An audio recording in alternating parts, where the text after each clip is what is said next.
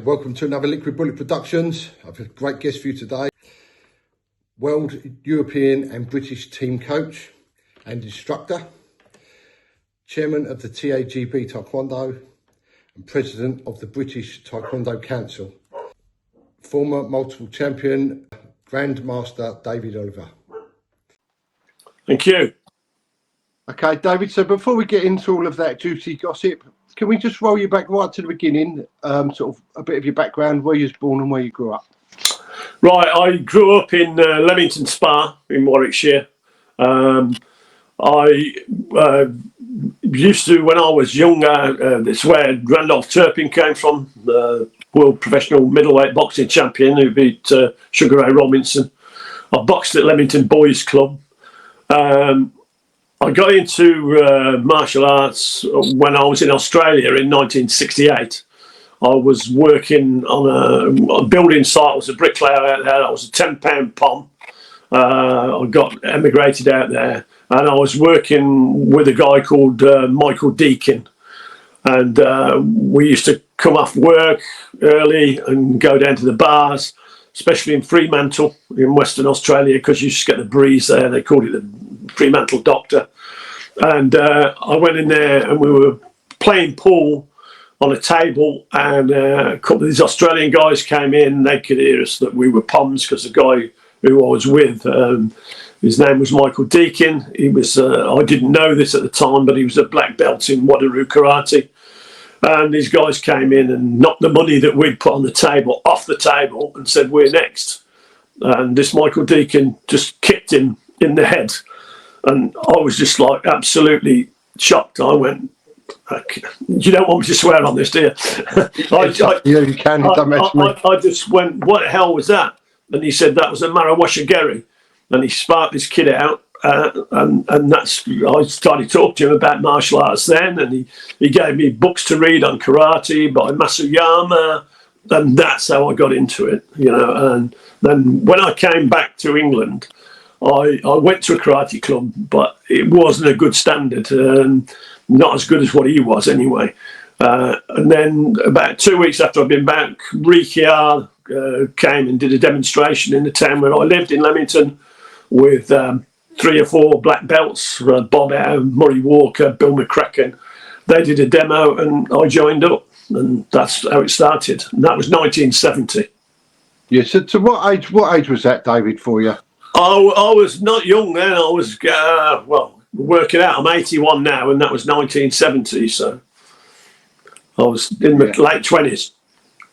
So was that your first sort of experience with martial arts, or had you already sort of seen the films and already? No, there was no films then, Lee. It was too early, because you know, I grew up in the 50s, so there was no martial art films then.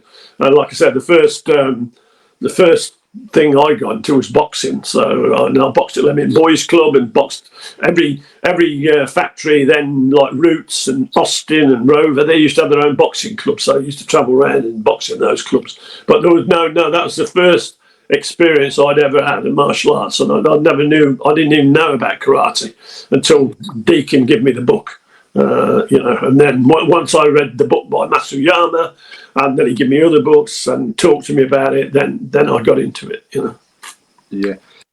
Can I just ask you there, how did you find a transition from doing boxing to then doing, you know, Taekwondo or karate? Yeah, fairly easy, really, apart from the kicking part, obviously, because you've got to work on your flexibility and everything. But it gives you a good idea of how hard it should be, because obviously boxing is contact, and that to me is important, and a lot of people never really experience that. You know, they just kick bags and pads, and they've never really been punched in the face, so they don't really know what it's like. So I think it gives you a good lead into doing martial arts. How did you find, obviously, martial arts is very regimental. How did you find a sort of discipline and regimental style of it when you first started? I like that. I like that part of it.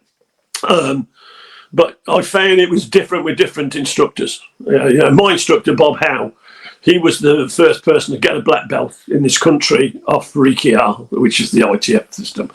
And he was a very good sportsman. His father had been an international rugby player, so he was into sport and into competition, and that's what shaped me really, because some of the people in Taekwondo weren't interested in competition, particularly the chief instructor, Riki R, the Korean gentleman who was the chief instructor. He didn't really like competition. He used to try and poo-poo it. So I loved competition, and that's what got me into it really. So can we just start through your journey? So how long did it take to get through the grades, and when did you first start competing? I started competing straight away, really, when there was not that many competitions then. But when I was a green belt, blue belt, red belt, I started competing. But at that time, me and my instructor Bob Out, we used to go down to the Crystal Palace and watch the karate championships. And that was the time when all the karate were together. There was no styles. There wasn't Wadaru, Shotokan, Shukakai. They were one. Everybody was together. So people like Tiki Donovan and Steve Cattle and Terry O'Neill, all these great people who did karate. And we used to go down and watch them. We used to think, wouldn't it be great if we could get into competitions like that? But the competitions at that time in the ITF were few and far between, or in the UK today, you'd just have the English championships, the British championships or whatever. And you'd always be fighting just Taekwondo people, which I thought was a mistake. Which I altered. I wanted to compete against other martial artists. How do you find the transition from sort of back then to nowadays? Obviously, it's coming on a long way with health and safety and rules and safeguarding. Yeah. It's just too soft now. It's simple as that. I think it's ruined it. It's took away the martial art part of it. I mean, a lot of the clubs now just run for kids, really, juniors, tigers, and this sort of thing. So they've took the martial out of the art, really. Simple as that. I mean, when we trained, we didn't have focus pads and shin pads and gum shields and head guards and none of that. It was just like, but like I said, you go to the Crystal Palace. I remember going to the Crystal Palace and seeing Brian Fitkin get his sternum broken by somebody punching him in the chair. Those guys, those in that days, they were really hard guys, and it was proper full on karate. Yeah. And that's I've seen some older videos of like the old days. You didn't even sort of wear mitts back then, did you? No mitts, no shin guards, no head guards, nothing.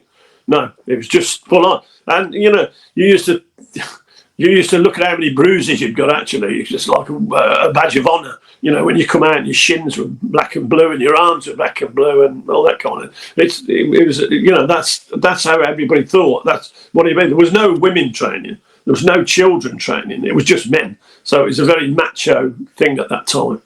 Yeah. But I really enjoyed it.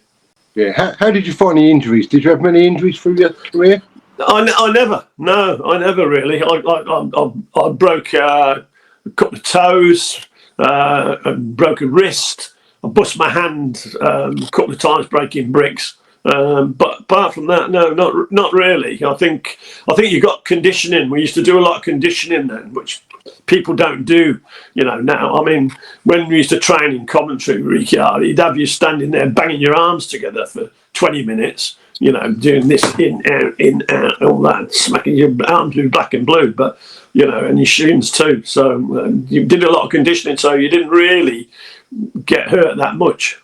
I think that's changed a lot over the years as well, isn't it? Like if you was to train that way now, I don't think you'd have half as many students, would you? Maybe you would. I don't think you'd have any students, Lee. I don't think you'd have any student. Because sometimes people say to me, "Oh, could you come and do a seminar and do it like the old days?" And I go, "No, because if I came, you'd lose your club. Nobody's going to do bouncing push-ups on their knuckles today. They don't even want to do push-ups. Like you just said." All this health and safety and everything. Now you can't move without all those rules and regulations, and you've got to accommodate everybody. You're not allowed to touch anybody. All those kind of things, it just spoilt it really. When you used to compete, going back then in your times, was there matting on the floor then, or was there no matting as well? No mats. No mats. You'd be on you know, we often competed at Coventry Sports Centre, and it was like a tiled marble floor. There was none of that. There was no mats, anything. No kind of safety thing whatsoever. You know, it was just down to you getting in there and fighting, and as simple as that. So there was no mats. Mats were introduced much later. You know, same with the karate people, really. Yeah. So if you did go down on them days, you sort of if got the floor working against you as well. Yeah, if you went down, you stayed down. You know, if you're back on there or whatever. But that's the way it was. And you know, like I said, there was no head guards, no safety hands, no safety feet, no shin guards, nothing. It was just bare knuckles and bare feet. That was it. There was no weight divisions either. You know, they would really? No. They'd put all the black belts in one division. You know, so there would be no middleweight, black belts, and that's it. That's the black belt division. So, you know, somebody like me who weighed 10.5, 11 stone could be fighting a heavyweight. That's the way it was. Yeah, there was no weight divisions. That was only brought in later on, weight divisions.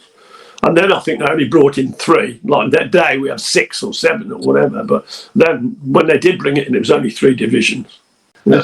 Also, back then, did you just compete against Taekwondo? I've seen a couple of fights where you fought sort of other styles, mixed styles. Yeah, well, that came about after we formed the TAGB, because when we were in the UKTA, the chief instructor, Ricky R, he wouldn't let us enter against other styles, which is what myself and my instructor, Bob Hare, wanted to do. So the first time that happened, we went to the Republic of Ireland. There's a guy over there called George Cannon, who was a bit of a rogue, and he got us to go over there, take the team over there, and we went and fought against karate all styles in a boxing ring. And that was the first time really that Taekwondo had gone out, and it really pissed Ricky R, the chief instructor, probably sealed my death sentence as far as he was concerned, that me doing that without asking him. And we went over there and competed. We won it, but he was really pissed off about it. He didn't like it. So, you know, he didn't think you should compete against other styles. So when we formed the TAGB, the first thing we did was said, we're going to go into open style competition. We're not restricted. And that's what we did. I went into the FSKs, which is a freestyle karate thing, which Mike Haig, who owned Combat Magazine, he set that up.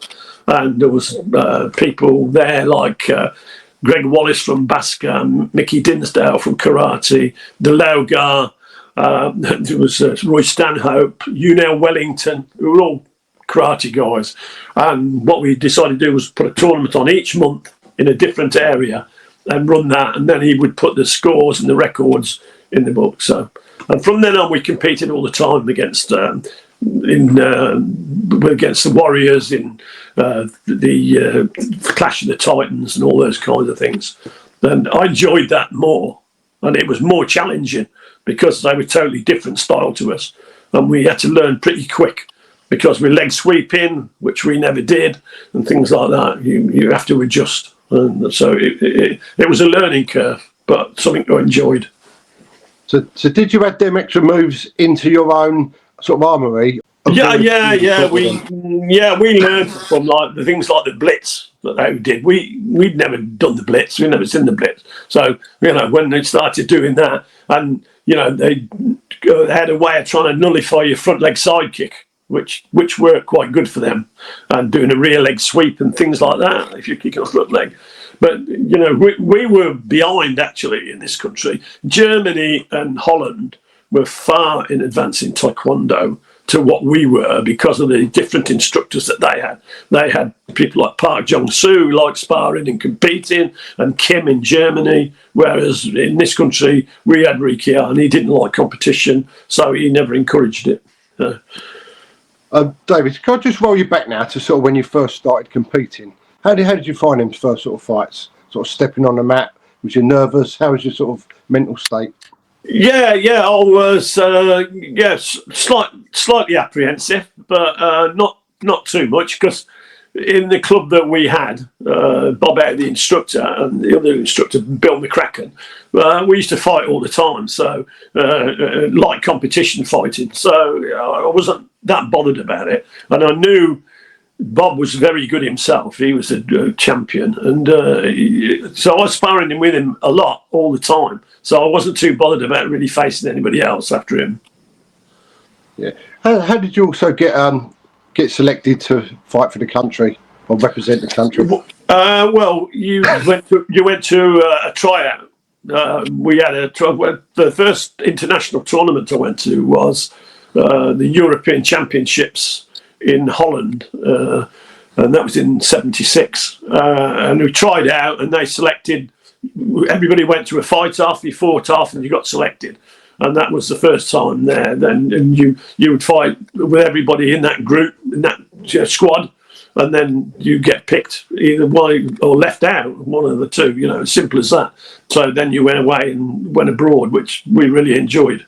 How did you find that, like, fighting on a board, fighting for your country on a bigger stage? How was that? Oh, I loved it. Yeah, I loved it. I thought it was brilliant. The camaraderie with the team and things like that. It was terrific. You know, and that's what I always worked on. Competition was my thing. I suppose you would say I'm not a traditionalist about doing patterns and floor work and all that. I was solely into competition, and I admit that. And my club, I used to take a coach of 52 people to a tournament. You know, because that's all we trained for, really. So I love that side of it more than anything else. Not more than the traditional side of it, you know. When you was representing the country in a different place, how did you find their style compared to the UK's?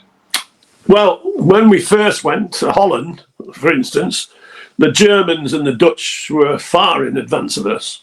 I mean, I'd never seen an axe kick until I went to the European Championships in Holland, and the Germans and them were both using the axe kick, which we hadn't been using, because, like I said, we didn't train on the same level as what they'd had. They'd had a chief instructor who was competition orientated, and that made a lot of difference. So yeah, they were at that time they were in advance of us, but we then copied what they did and watched what they did, and we got more and more people who came through who were good fighters, and it's as simple as that, really. You just had to adapt. Yeah. Did you ever come up against the Koreans in them championships? No, because Koreans was WTF. Well, I say no. One time when we were in Italy at an ITF European Championships, General Choi, he came over to that tournament, and he brought with him the Korean demonstration team from North Korea. And he got hold of me and he said, okay, this was not long after we'd won the World Championships in Argentina. And he said to me, can you get a European select team to compete against the North Korean team? And we said, yeah, it's not a problem. So I went out and I got the guys, and we competed against them doing sparring, breaking, and team pattern. Well, in the sparring, we won all 6 fights. In the breaking, we won all 6 breaks. And in the pattern, they won, because obviously my people had not practiced a pattern together before, you know, because they were all strangers, really. They were all from around Europe. And at the end of it, General Choice said, we're going to call it a draw because the pattern is more important than the breaking and the sparring. And I thought, oh, okay, that's the way it is. So that's the way. But they were embarrassed, really. But apart from that, most of the Koreans only competed in the WTF. But I think now the North Koreans compete in the ITF tournaments, and they seem to win everything. But I think the only reason they win everything is because they are Koreans. Simple as that. You know, because they used to be the same. It used to be the same in the WTF, but they hardly win anything now, the Koreans, because people were, you know, caught up with it. You know. Yeah. Can I just step back there? You said about you competed in breaking against them. How does that work?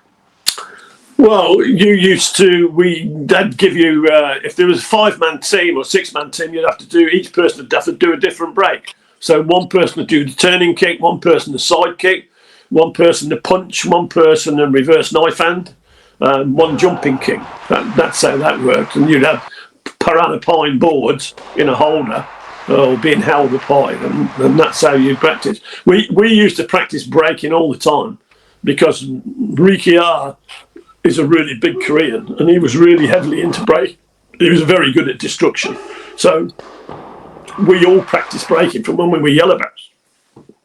So David, can I just ask you now, how did you get selected as the team captain for the England Well, team? team coach. I got team coach. Yeah, I got to say as team coach because my club was winning everything. It was as simple as that. The coach before me was a guy called Mick Fanthorpe, good friend of mine. And he wasn't that keen on competition. He was more a traditionalist. And because my club, Warwick and Solihull and Nuneaton, were winning most of the tournaments, then they asked me to be the team coach. So that's when I took it up. Can I just ask you a little bit now about, so obviously you run your own club or your own style. How did that first come about? How did you become instructing from just training? Well, I was a red belt actually, and Bob Howe was my instructor. He was going to work in the Middle East because he was a quantity surveyor, and he said he didn't want to run the club anymore, teach the club anymore. So I took over Warwick Club from him, and then I opened my own club in Solihull, and another one, and then I took over another club in Nuneaton, which was run by another instructor who didn't want to teach anymore. So then I ended up running 3 schools, and that's when I turned professional. I was actually the first professional instructor at that time in the UKTA. There was no others. And at what stage did you decide to open your own school, the TAGB? And can you tell us a little bit more depth of how it works and how you established it? Well, the TAGB, when we left the UKTA, which was the original organisation in this country, really, the UKTA, how it came about, Bob Howe, who was my instructor, was chairman of the UKTA as well. And there was an article came up in a newspaper in the Midlands where Rikiar, who was the chief instructor, had gone off and booked the NEC to hold an ITF World Championships. Now, to book the NEC costs an awful lot of money to do that. At that time, I think the UKT had like 1,400 quid in the kitty. And Bob Howe, who's the chairman, he said to me, "Oh, I'm not getting caught for that because that's going to flop. It's going to cost a fortune. You know, we're going to have hotel bills, tournament bill, all that. I'm not getting hammered for that." He'd already seen where some chairman of some football club had gone under, and they got done because he was chairman for the money. So he said, "I'm leaving," and I said, "Well, if you're leaving, I'm leaving." So at that time, I was coach. I got all the other people in the team together and all the other instructors in the West Midlands, and we said, we're going to leave the UKTA. We're going to start up another organisation called, and we didn't even know a name at that time. So we went to the British Championships. We called a meeting outside on a coach outside the British Championships in Nottingham, and we decided to leave, and that's what we did. We resigned, and we started the TAGB. But within 6 to 7 months, we'd already taken away 3/4 of the people from the UKTA because they decided to come with us. And that's how the TAGB was formed. And like I said, that's how we got into doing open competition. We brought Heel Cho over from America to do the black belt gradings. And at that time, he was like headline martial artist. Heel Cho. He had books everywhere, Man of Contrast and everything. And I'd met him before at the World Championships in Oklahoma, and I'd spoken to him. And he came over, and we used him to do black belt gradings for us for the first couple of years, and that's how it got started. And it grew. And at one time, we had 25,000 members. Wow. In the TAGB. Yeah, that's huge. Yeah.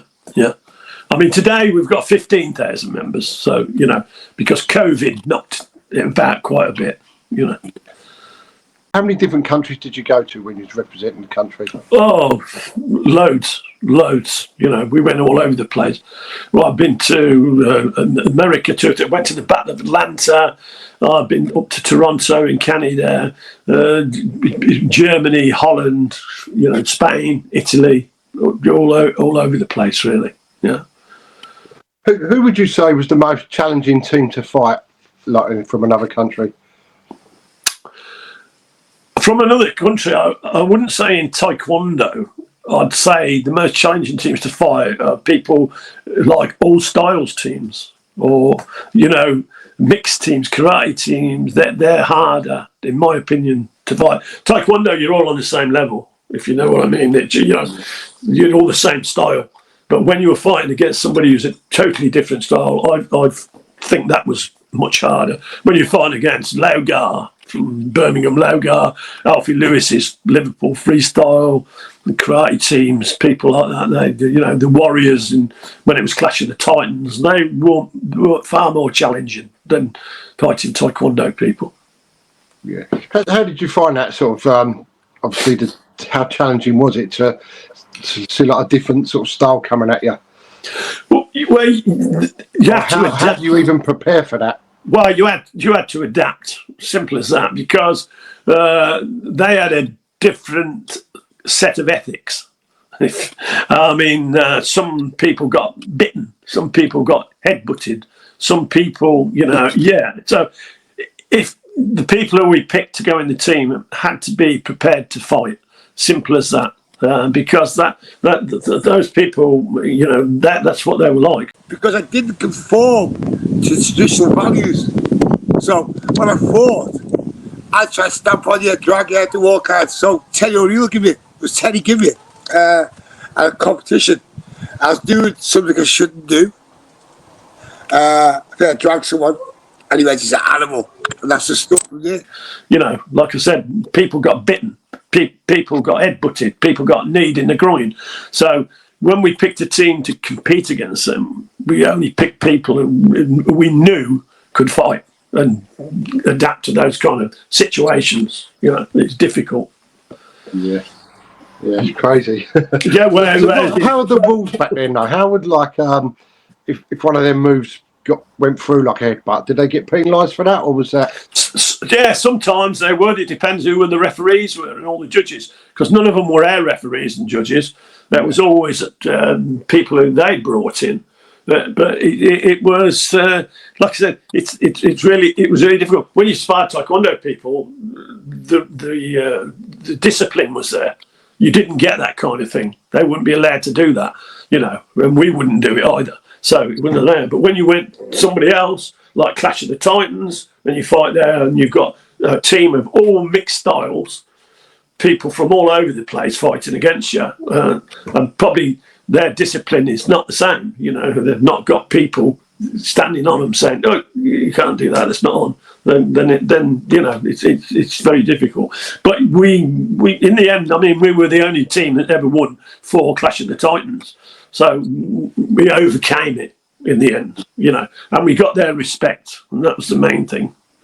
Because a lot of people used to look at poo-poo Taekwondo and say, "Oh yeah, but it's Taekwondo, they can't," and also it didn't help when they looked at the WTF and the Olympic thing. They'd look at that and think, "Oh God, it's no punching in it. There's no this in it. There's the electronic scoring and all of that sort of thing." People, I find a lot of martial arts outside of Taekwondo don't respect Taekwondo, like especially not WTF. Olympic style. Yeah. How was the scoring system back then? Was it the same as it is now, or was it completely different? No, it's varied. At one time it used to be, but basically it's going to be 3 points for a head kick, 2 points for a body kick, and 1 point for a hand technique. And that hasn't varied that much over the years, really. Some of them have different systems, but not a lot different, Sometimes when you fought in open competitions, they wouldn't do that. They would just give 1 point for the hand and 2 points for a kick, and that was it. Can I just throw a few random questions at you now? Favourite kick? I think for me, an axe kick. Axe kick. Your favourite Taekwondo pattern? Hwarang. Your favourite martial artist fighter? Whoa, that's a difficult one. Do you mean any style? Yeah, just your favourite fighter? Yeah, I think maybe Benny Urquidez, Bill Wallace, and a guy who don't get talked about a lot was very good was Troy Dorsey. I haven't heard of him. I have to look him up. Very, very good guy. He was in the WACO World Champions team, but people, Henk Meyer from Holland, who's Taekwondo, and Paul Dombier from Sweden, who was a very good fighter. And obviously our own people who we had in our own organisation, people like Kenny Walton, Kim Stones, Tony Saul, you know, we had a lot of really good fighters at that time. Okay, so just going to move on a little bit now. So you've put is it your whole life to storybook now? You've done a book, been kicking up a storm? Yeah. Yeah, can you tell us a little bit about that and what's going to be in there? Well, it'll be about my career, really, and how we changed what we did from the Taekwondo that we started with the UKTA, and how we changed it to the TAGB, and really how successful we became. About my childhood, being brought up in Leamington Spa and boxing, the boxing club and things like that. So that'll be about when I emigrated to Australia and how I first got into martial arts by meeting Michael Deakin, who knocked the guy out in the bar.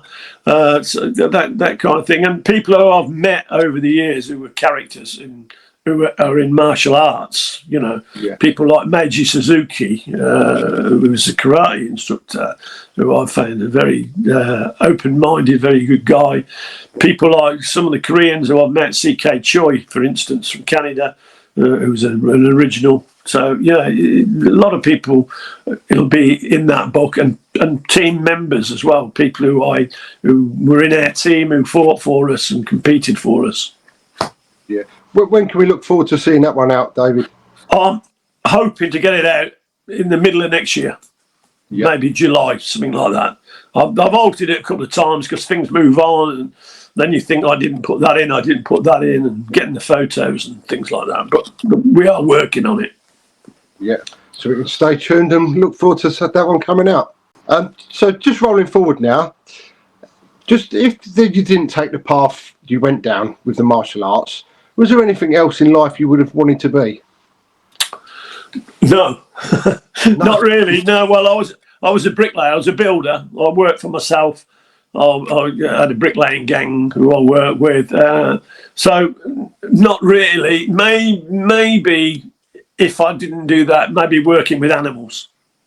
Because I love animals, especially dogs. I've got 3 dogs, so you know something like that. I wouldn't have minded doing, like being an RSPCA inspector or something like that. You know, but apart from that, no, I definitely wouldn't want to be a bricklayer now. So yeah, too hard work. Can I just ask you a little bit about the politics? So with the Olympics Taekwondo, obviously, what we spoke about earlier, they don't do any hand movements today. It's just kicks. Well, they do. How that came about is that when General Choi, who was head of the ITF, he got kicked out of Korea because of politics. So what the South Koreans did, he moved out. So what the South Koreans did, they put a guy called Un-Young Kim in charge, who was like a kind of a CIA agent, if you like, high up in the Korean secret police or whatever. And he took it over. And what they did, they just changed all the rules and said, we don't recognise General Choi. Like if you go to the Cookie one in Korea, they don't mention General Choi, although all the ITF people say he's the founder of Taekwondo and all that. If you go to South Korea, they don't know who General Choi is, really. So they took it over and they put a lot of money into it. You know, I mean, in their first World Championships, I think the WTF, they only had 9 countries in it. But now they've probably got 139 because they've just poured money into it, the South Korean government. And they've kept changing the rules over the years. It used to be very different to what it is now. You used to have to stagger people to score a point and things like that. But they've never really worked on the hands. It's always been you can punch to the body armour, and that's all. But now it's far worse now because they've got this electronic scoring. So now if somebody picks the foot up and puts it by the head, it sets the alarm off and they score points. And it's ridiculous. You know, it makes a mockery of it, actually. It's nothing like a martial art at all. It's more like a game, a computer game, really. It's crazy. But it's quite funny because Jay Jones, who won 2 gold medals for him, was actually a TAGB black belt and she changed over to WTF. And several other people as well. A girl who's just won in the Paralympic Taekwondo, Amy Truesdale, she's a black belt with the Taekwondo TAGB, and she changed over to it. So, that's what they try and... A lot of the people they've got have come from other styles, but they just give them a black belt, really, basically, promote them, and then put them into their competitions. So, but I think, I presume you've watched it. It's just like watching paint dry. It's terrible. Yeah.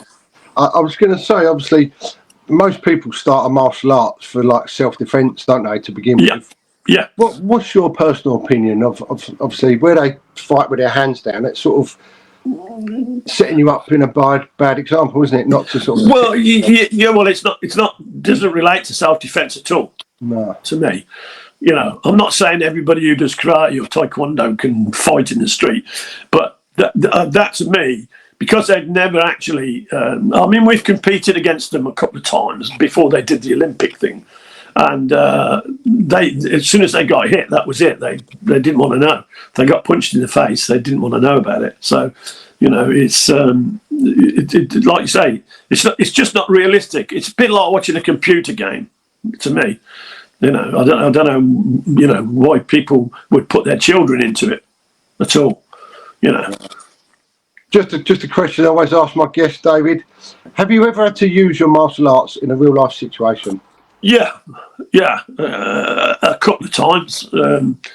One time I was going to my school in Solihull, and I went to these traffic lights. Went around the traffic lights, and these guys come out. And they thought I cut them up. And they pulled in front of me, and it was in a bus stop, and jumped out. The driver jumped out. I got out of my car, and he came up to me, and he went to push me. He was effing and blind, and what you're doing and all that.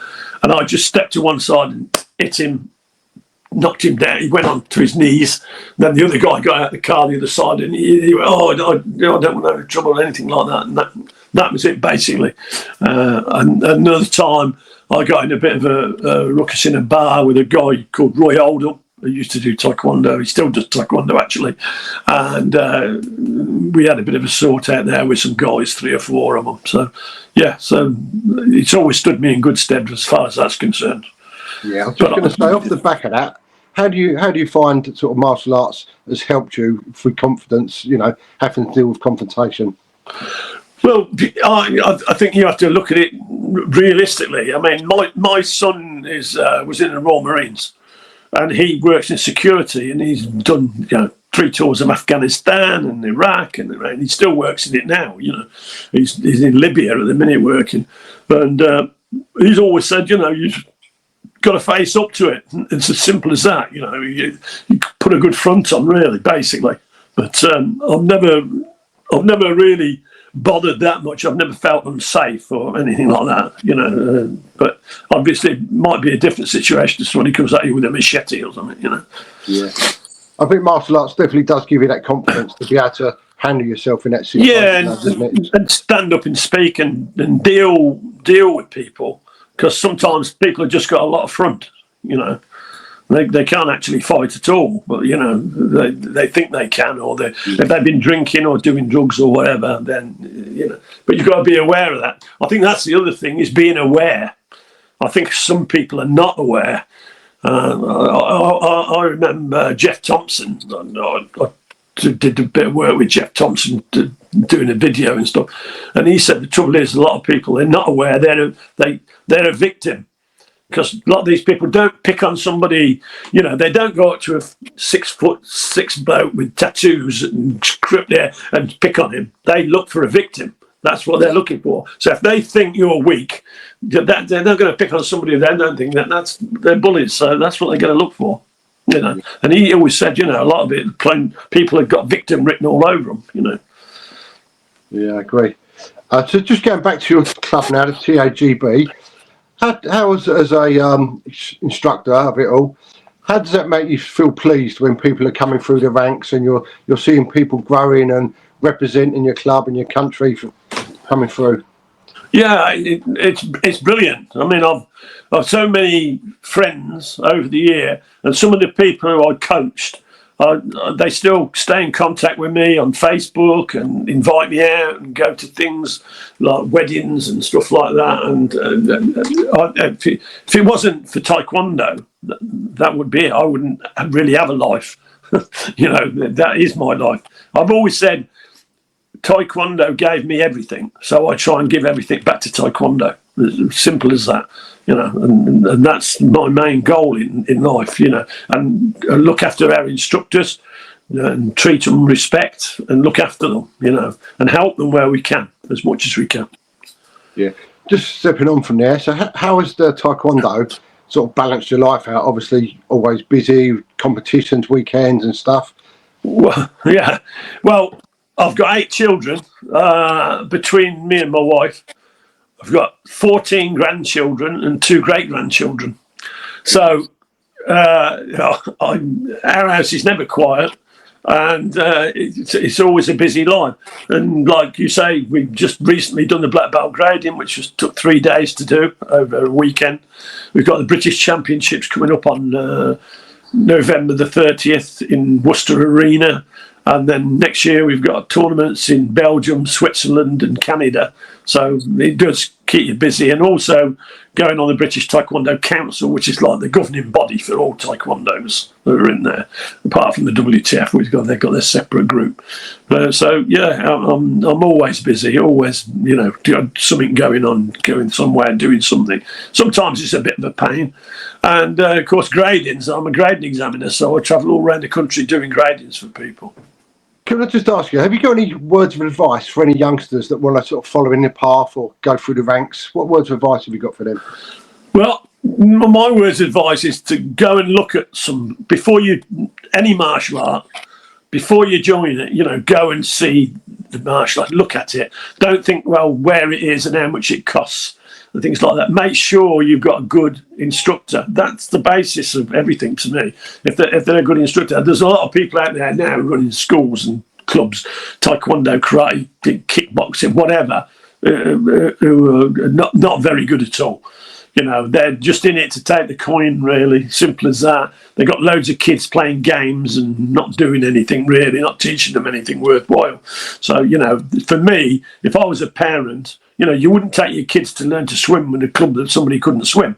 So, if you're going to take them to a martial arts club, make sure it's a good one. Check it out. See, look, ask questions. Ask the guy, can I see you, what you've done, where you've been and everything else. Not just go, oh, I'm going to take my little Johnny there because it's over the road and it's 50 pence a lesson. They'll just train for a little bit and then pack up. So for me, and if it's an adult, again, it's even better. Check it out, see who the instructor is, and if you watch the class, ask if you can watch and see what goes on. That's the main thing to me. What does the future hold for you now, David? Not a lot, really. My age, I suppose it's all downhill from here. I just keep going, keep interested. That's the main thing. It's like I said, the other thing I find that helps is basically I don't mix with people of my own age very often. They're nearly all younger people than me who I mix with and work with. And I think that helps. You don't get into this, habit of people being, I've got a local pub I drink in and there's people going there and they're 60 years old, that's all. And they're like old men, they can't do nothing, they can't move, they can't do anything, And I just think, and then they think it's the end of their life, really. And it's not, you've got to keep going, keep training, keep working, keep, going out. That's what I do, Yeah. I think that's true, actually. Like they say, don't know, if you don't use it, you lose it. So it's true. Keeping active and keeping mobility is because if you haven't got your health and your mobility, you've got nothing. Doesn't matter how much money you got. If you haven't got your health, you haven't got anything. So it's important to keep moving. I get up every day and take my dogs out got a long walk through the woods and go out there, and then I still go down sometimes, do a bit of weight training, gym, things like that. You've got to do that. If you don't do that, it'll all fall apart for you. Yeah, this is one thing I really like about the Taekwondo is it's for all ages, isn't it? Like, Yeah. you've got older generation, you've got the kids. So it's really family orientated, where some of the other sports, you know, it just doesn't work, does it, for different ages? It's, No, I agree with you. I think, you know, like I said, we just did the black belt grading, and we had a guy there, 71, wow. who's taking his second dan, you know, and that's great. But we also had kids there who were 10 years old taking the first dan. So, you know, and I think that brings people together. You know, that age gap, that generation, it teaches the kids to be respectful as well, which is another great thing for me about martial arts, is it teaches kids discipline and respect, which I think sadly lacking now in a lot of sports. I mean, my granddaughter plays football, and she's pretty good. She plays for West Brom team, and before she played for them, she played for Coventry, and I used to go and watch them, and some of the parents on the sidelines and with a football match, they were terrible, you know. They're just like hooligans, really, you know. You shouting and bawling, and, you know, as though winning was the be-all and end-all of everything, you know. And so, you know, when we have our tournaments, we make sure we don't let people do that kind of thing. You know, you will get them, you know, people saying, kick his head in, or, you know, do that, you know, and we'll pull them up and say, that's somebody else's child, or your child's fighting, remember that, you know. So it's important. You know, discipline and respect is the two big things I think it gives you. Yeah. How do you find that if you do get a sort of naughty child in a class or in your club, how do you deal with that? Well, I don't fall in line, or do you think it helps? The discipline and martial art helps them along the way? Yeah, well, I don't teach anymore. I only do gradings and seminars and things like that. But my daughter's a professional instructor, and her husband. And they sort the kids out, you know, and they'll get the parents in and say, listen, you know, I'm not teaching him, because I don't have to have him in here. You're paying for him to be taught, and we don't have to teach him. It's not like a school. We don't have to have him in. We'll just say, no, you can't train him, and that's it. Yeah. So that's how we find it works. We just tell them.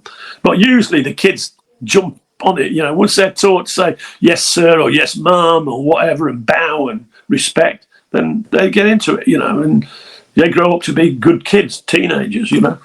Yeah, I think that myself, like, if they've got no sort of lead role model at home, like joining the martial arts, it can sometimes help them, can't it? I think it does, because we all know there's parents out there who don't give a crap about their kids and let them run riot. You can see it even where in the town where I live. You see kids out there who've got no respect. They run about. But I don't think anybody who's being taught in a properly run martial arts class would be like that. You know, they'll have learned respect right from the beginning. We'll just wind it up in a minute, but before we do, can I just ask you, who's your toughest opponent that you ever fought, and why? I think three, not so much opponents, but three of the people I trained with, mainly my instructor, Bob Howe, definitely, because he hammered me a few times. Paul Donnelly, Ron Sergey, Kenny Walton, we used to spar a lot together. So all of those lot were really tough people to spar against. They were strong and hard, and they were old school. So, you know, there was that was before pads or anything like that. Yeah. So they were hard. Yeah. Yeah. So if anyone wants to follow you, David, or follow what you're doing, or catch up on your book, where can people find you? Or even if they want to look into joining the TAGB? Well, I'm on Facebook, and TAGB's on Facebook. You know, Taekwondo Association of Great Britain, and TAGB www.biz. So all that, it's quite easy to find the TAGB and me myself. I'm on Facebook, I'm on WhatsApp. So, you know, it's quite easy to get hold of me. And I've got a website, although I never go to it now, but it's there. I think the guy upkeeps it a bit. So yeah, and so it's quite easy to find us and get hold of us.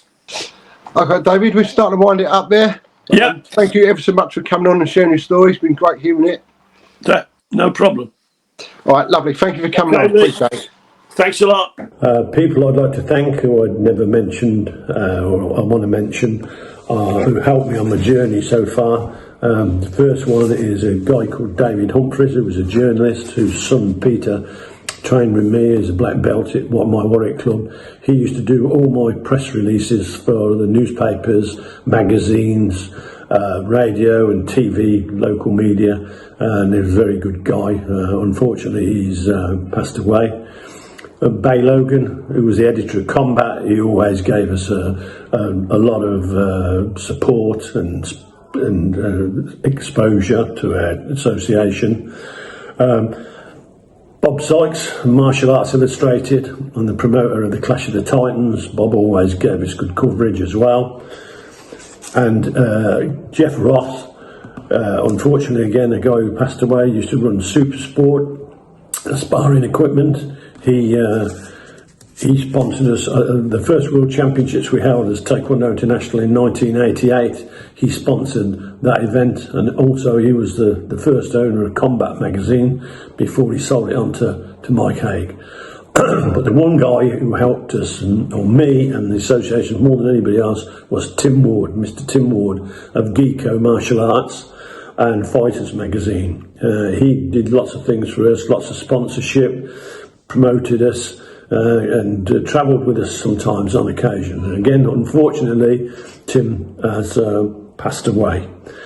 When I was asked about fighters from abroad, I didn't mention a guy, Tony Curtis from Australia, who was actually a WTF stylist, but he switched over to our style when he came to the World Championship. He won 2 world titles. He's an outstanding fighter, and he runs academies in Perth in Western Australia.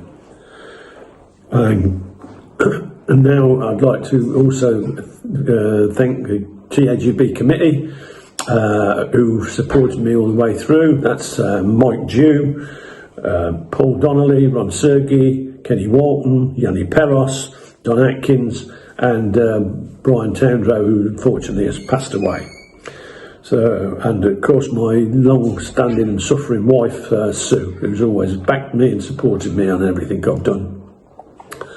When we talk about Koreans, the Korean I admire the most is CK Choi from Vancouver, Canada. He's an original Taekwondo pioneer, and for me, technically, the best.